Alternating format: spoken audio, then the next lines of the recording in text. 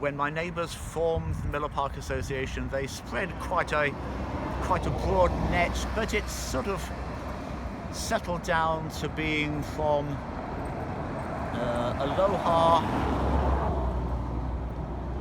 down to certainly down to Madison.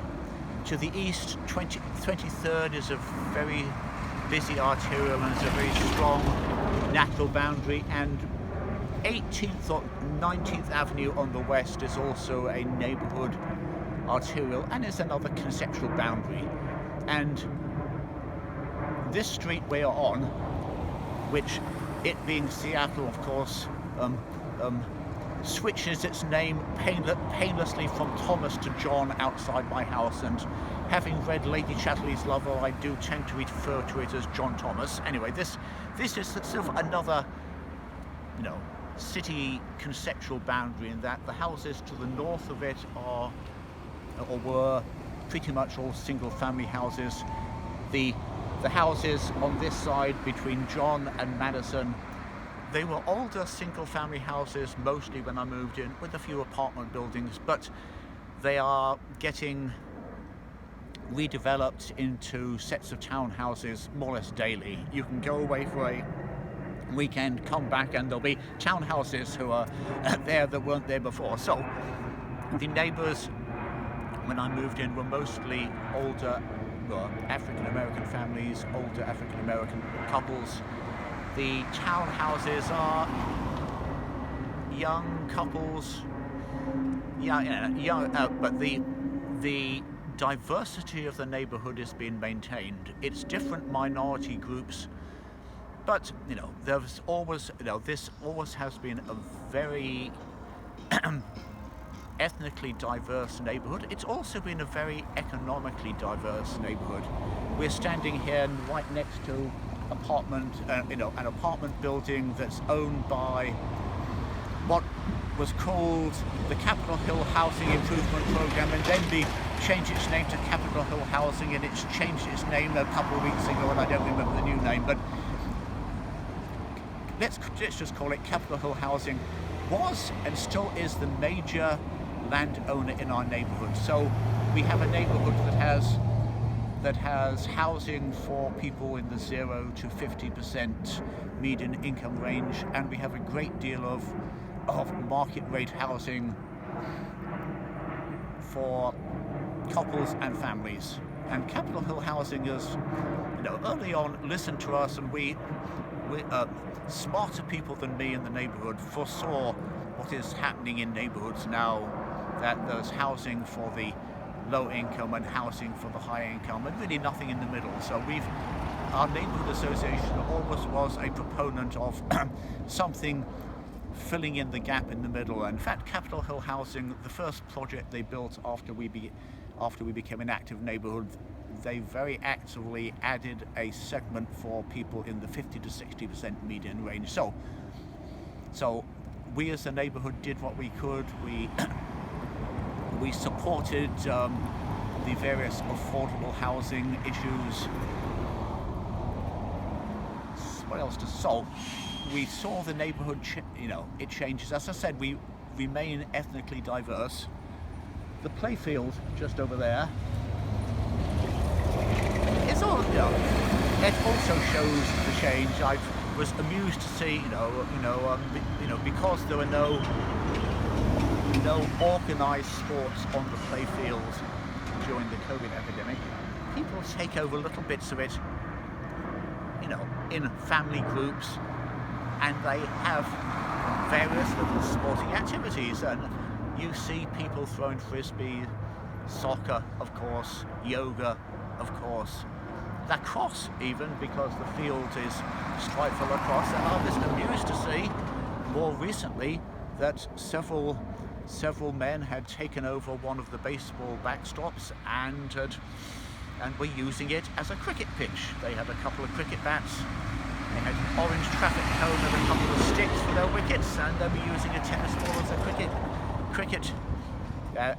as a cricket ball, but they all had good willow cricket bats. So the neighborhood always was diverse. It's changing, it carries on changing. it continues to be a wonderful place to live. It's eclectic. I've lived here 30 plus years. It was changing then, it's still changing now.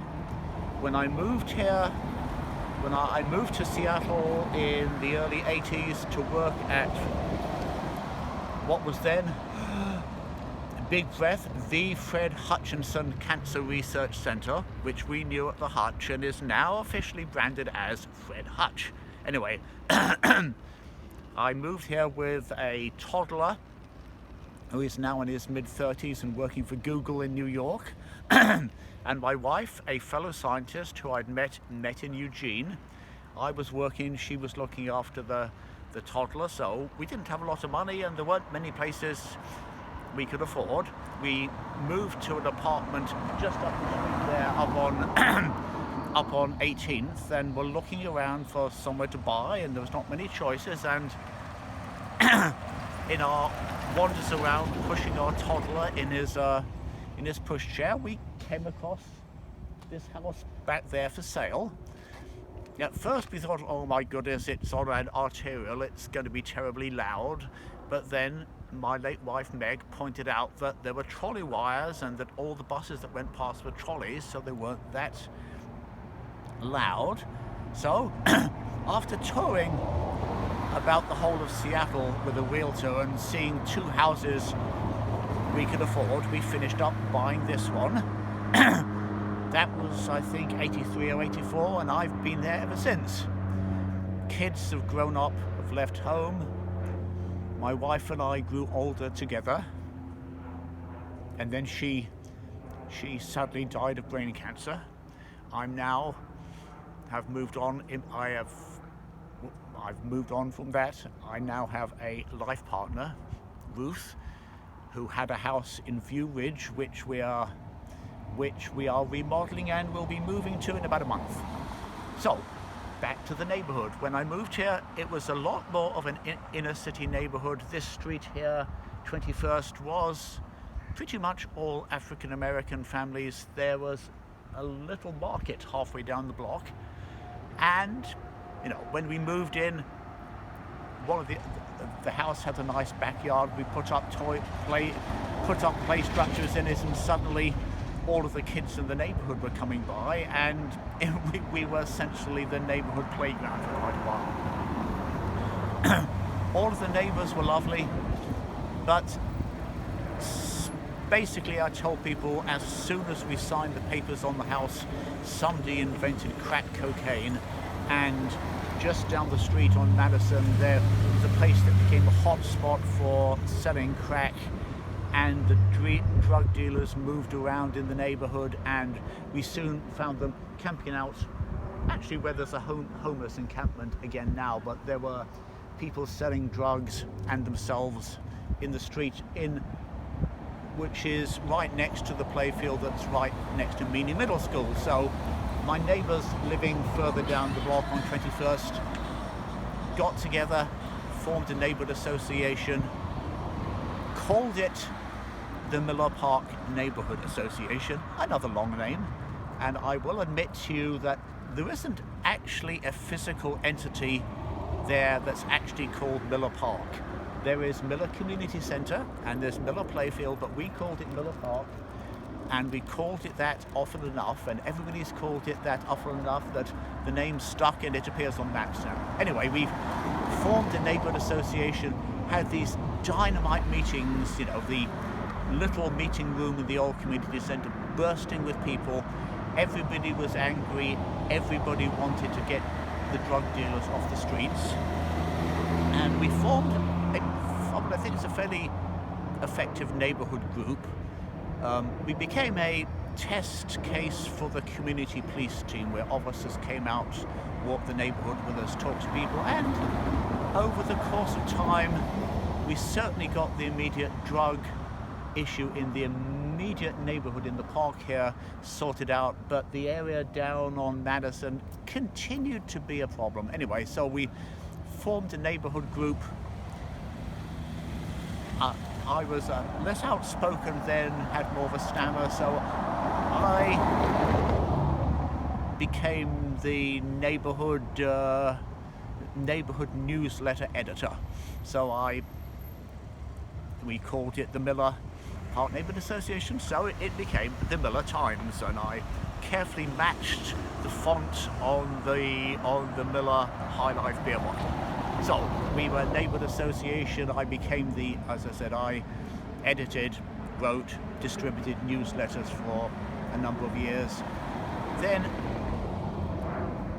as time went by, this part of the neighborhood got nicer, but there were still problems with bars down on Madison. I felt myself embroiled in meetings with neighbors and the bar owners and the local churches, and about then the internet started hiccuping, and I realized that there was information we needed to convey quickly, so I figured out how to start a website, and we had a website, and that transformed into a blog, and sooner or later I got sucked into being the chair of the neighborhood association, which I continued doing for quite a while, until some point, thinking about it, I realized that in these early meetings we had basically drawn up a punch list of things we wanted to accomplish, and then I realized that they'd all been accomplished.